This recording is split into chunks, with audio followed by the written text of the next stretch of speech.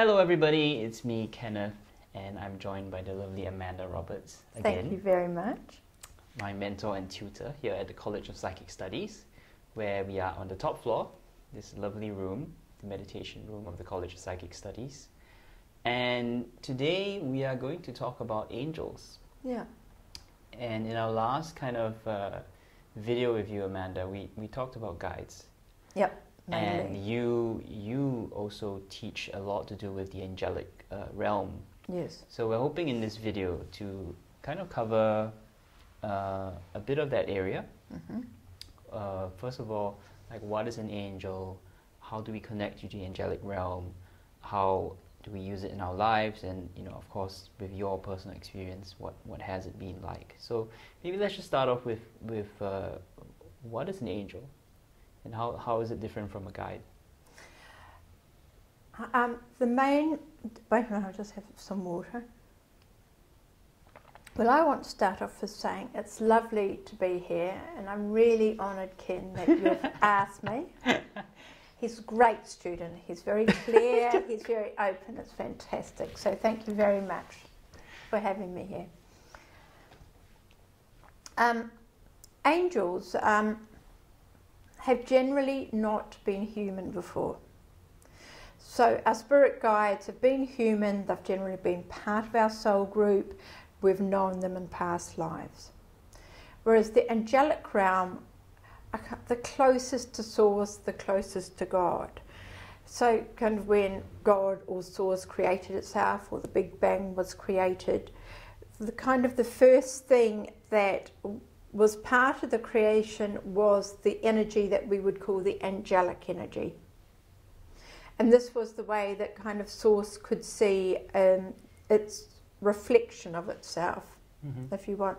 So it was the first way it could kind of start to expand and grow. So, I always think it sounds a bit silly, but it's on many levels, I guess you could say, which people would find a bit distasteful maybe. On some levels then it's extraterrestrial, isn't it? Because though I think a lot of extraterrestrial probably has had physical lives in reality, which is getting onto another subject, and the angelic realm has not had physical lives either on this planet or other planets. Well, the word extraterrestrial just means outside of Earth, doesn't it? Yeah. So, I mean, it's actually a really broad it's a ridiculous set. It's a ridiculous phrase, actually, yeah. It's massive. So the angelic realm is a very different energy. It's a lighter vibration. And also what this means is because the angels haven't kind of gone through this whole reincarnation process, they're not sentimental. There's kind of, they have total love, they have total compassion for you, but they're not sentimental. With our spirit guides, they can kind of have that conversation. They can kind of get into why you're upset. They can kind of go into it, the he said, the she said. The angelic realm's not really interested in that. The angelic realm is really higher energies. It can be looking at what's going on in your life, but it's looking at it from a kind of higher, more spiritual perspective, rather than and you did this and that, so she did this and that. You know, it wants to look at it kind of from the kind of the broader sort of perspective. So would you say angels give more general advice than your guides? Angels can be very specific. Okay. They can give very clear, specific advice, and often their messages can be very simple.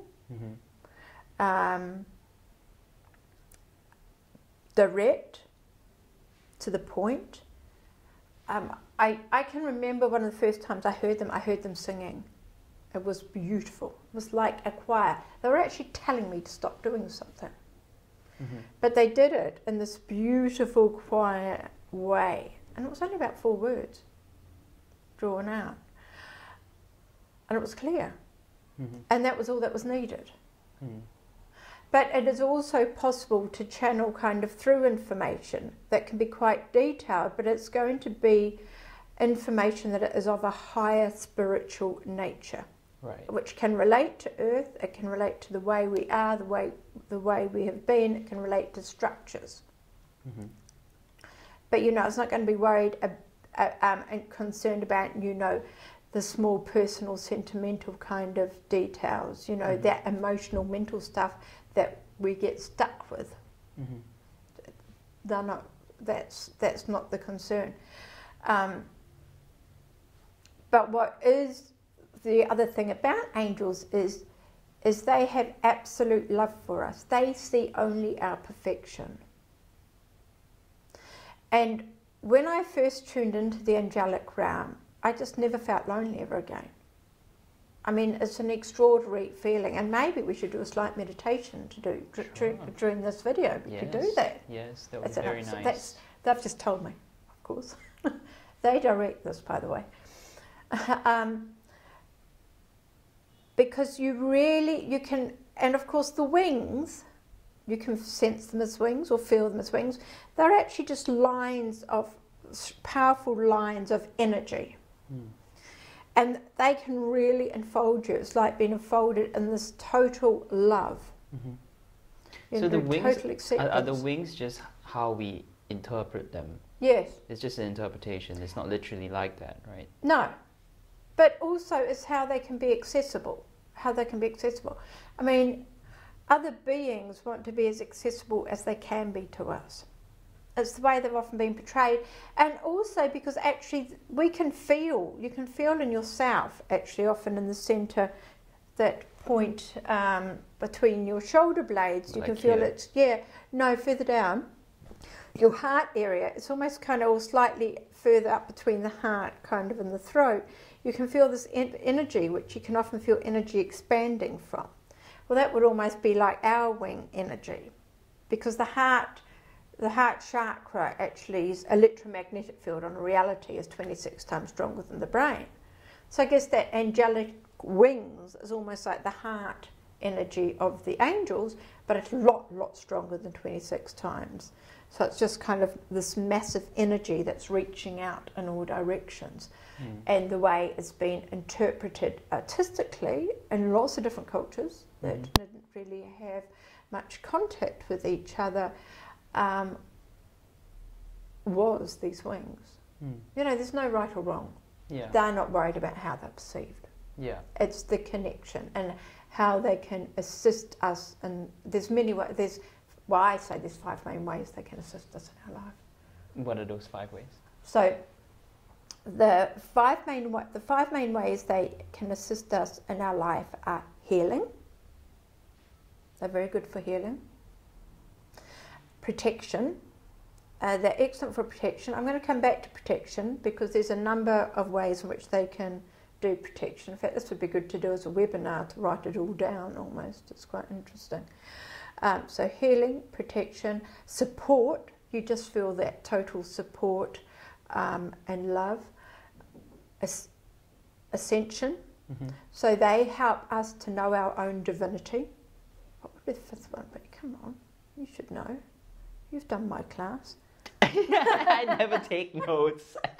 I give you the notes. So wait a minute. There'll be something major. Healing. Guidance, of course. Yay. You see? Yeah, he does listen. I was just testing him. I really did know. Hey, you didn't know either.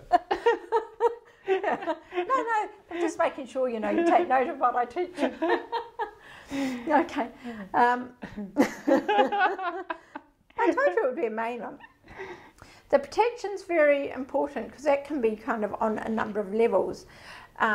It can be physically, and there's a lot of kind of stories of people kind of maybe being suicidal or something, and having this visitation, and they turn, and somebody comes and talks to them as a person. So it's like angels have never been people, but they can appear as people. They turn around and the person's gone.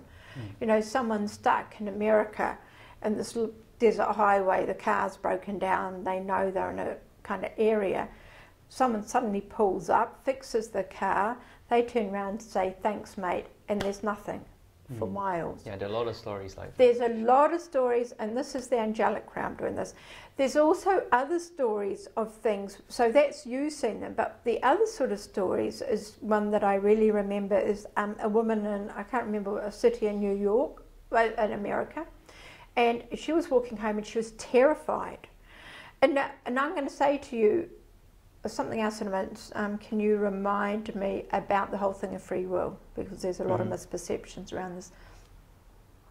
So she was walking. She was walking home and she was terrified. So she asked for help. She wasn't far from home because of this guy, and he looked scary, and his energy was just dark and nasty. And she went past him as fast as she could and up her department. Up to her department. The woman after her, I think, was raped and murdered. Now, when they asked the guy, why didn't you go for this woman? He said, if you'd seen the guys with her, no way. So it was like she didn't see her angels, but they had appeared as these big, massive, protective men. So there was no way he was going. So even though we may not see them in situations, we can ask and know. There's this thing that they won't appear if you don't ask because it's free will. This isn't true. They're always there. The free will is whether you take them on board or not. Okay? So it's not that they're not going to be present. People who are suicidal aren't saying, look, come on, I'd like an angel to come along so I can have a discussion with it. You know, they're not doing it. The man in the pickup truck is probably a total atheist. He's not saying, hey, come on, guardian angel, pop along, fix my truck for me. He's not saying that. He's not thinking angels. He's scared or something. Do you know what I mean? He might say a prayer or something. So angels help anyway, but if we allow them, yes, it's our free will. Yeah. Then obviously they work better with us. Yes. So the free will is whether we accept their help or not, whether we are open to it and accepting of it. So and I think it's clear. And the other way they can come across as people is, I know people have said, and I think it's somebody who was well known in the mind, body, spirit, and they gave this talk, and they thought that they possibly needed to be in a psychiatric unit. They had quite traumatic time in childhood, and they'd been referred to the psychiatric hospital. And the guy said to them, no, you need to go to this place in Hawaii and you need to do this, and this. So she went off. Anyway, about 5 years later, she ran into him and she said, what you suggested was so good. And he said, I would never do that. I think it's a load of baloney. And basically, the angels had spoken through him. And there's quite a few cases where they can kind of like come through with information and different so there's lots of different ways it can work. Do you want to tell us the different angels, the different archangels? First of all, what's the difference between an archangel and an angel? Is there a difference? Because I mean, like in certain teachings, there are many hierarchies, isn't there? There are hierarchies of angels or stratas, but in the West, of course, we're like top up. I think what we have to do is see them as concentric circles that move in and out. They don't go, I'm better than you, I'm the king of the castle. They don't kind of work like that. It's not their style. They're higher than that. Right. My wings are better than bigger than yours. Yeah, you know, that sort of style. Hey, I'm closer to God than you. Yeah, no, they're not into that sort of game. Lucky for us. Sorry, what was the question? I've been I was just hoping that, I mean, we hear about, obviously, arguably one of the most famous angels is... the difference. Archangel Michael. Michael, right. Okay, what's the difference? Okay, angels, what we call angels are our, what I'll term the common garden variety. They're great. They're the ones that are around us all the time. We've got 2 guardian angels each. Just talk to them, be with them, feel them. It's this lovely, light, tingly energy. They have a sense of humour. They may not be sentimental. They tickle you. Mine tickle me anyway. There's a joy with them. You know, there's a real joy, there's bliss, there's happiness. You know, they're just wonderful to connect to. And amongst this is the healing angels, the parking angels.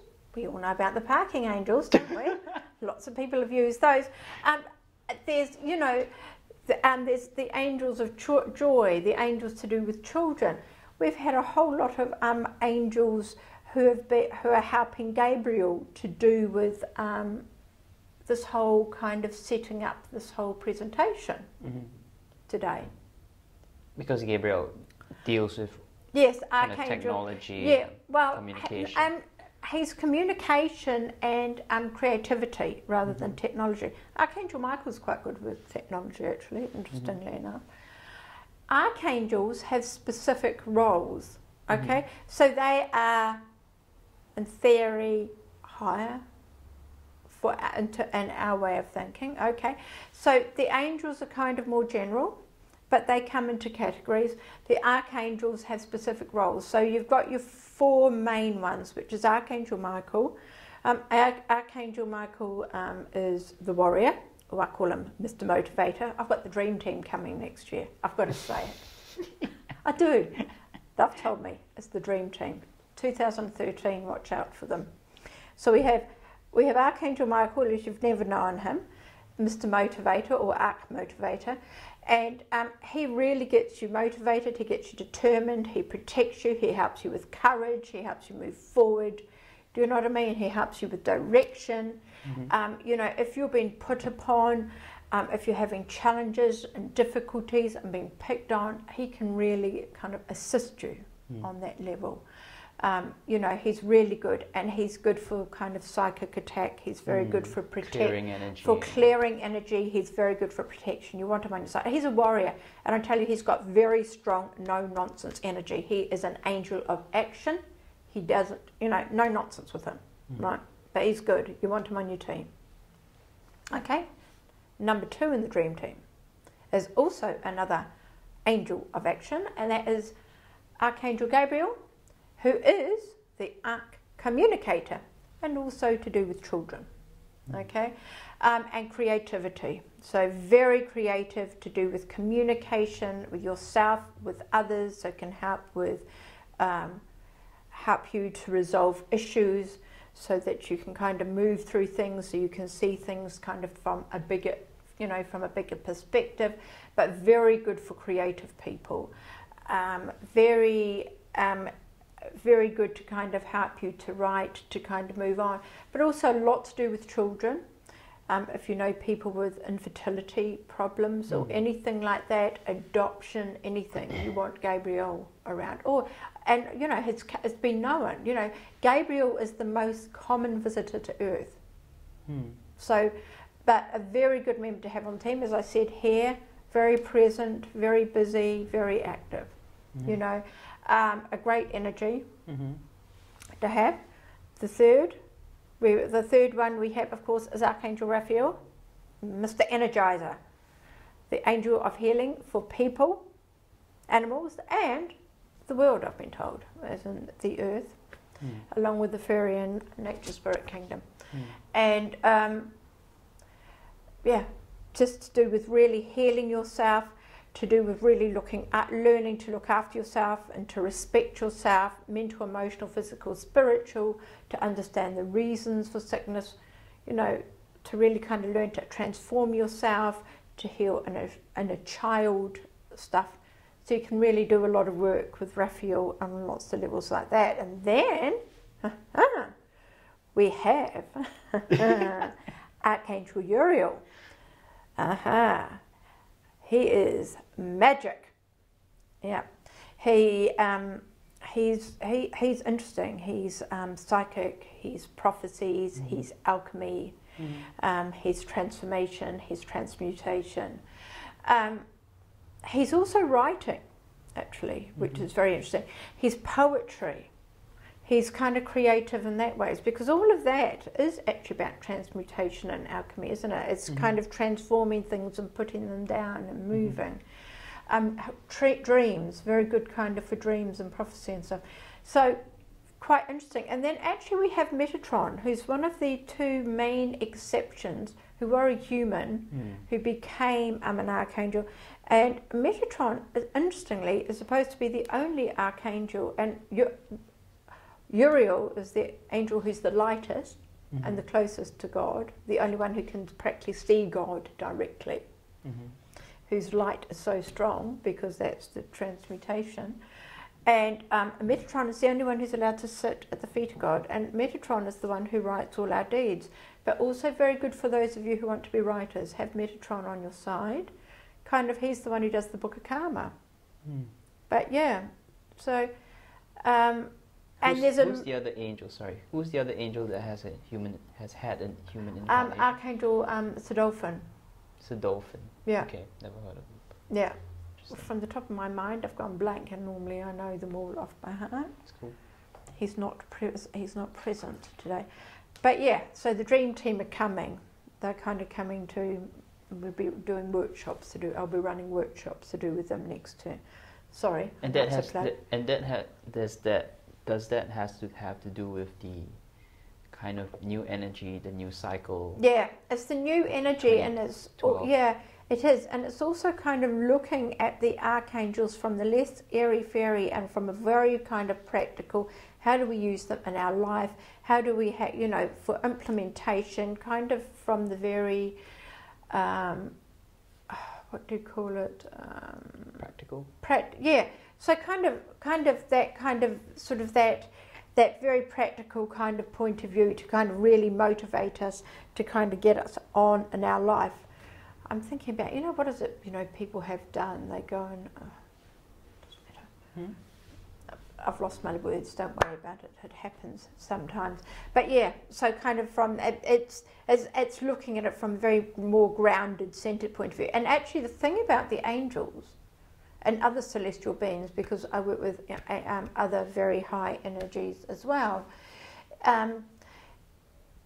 is that it's very grounding energy. And we need to be grounded and centered when we work with these energies. Shall we do the meditation? Yeah, that's a great idea. I mean, because we're talking about all this, but I think it'd be great to talk about how to connect, and meditation is probably the way, isn't it? Yeah. To connect to angels.